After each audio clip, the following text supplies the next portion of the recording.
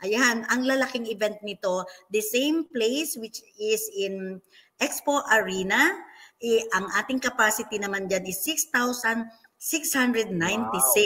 Yan, ang laki-laki niyan. And of course, proud to be Pinoy, di ba? Because TG Monterde and Casey Tandingan, ang gagaling na mga artisto.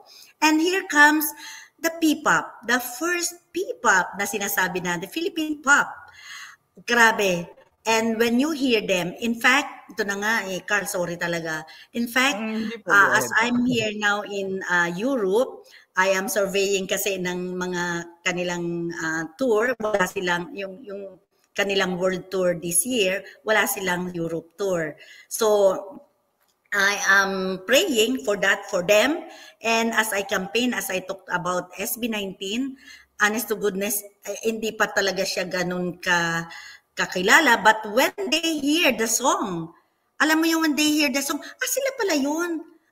Yung mapa, kanila pala yun. Ay, bakit? Ay, yung ginto. Isa gento or gento.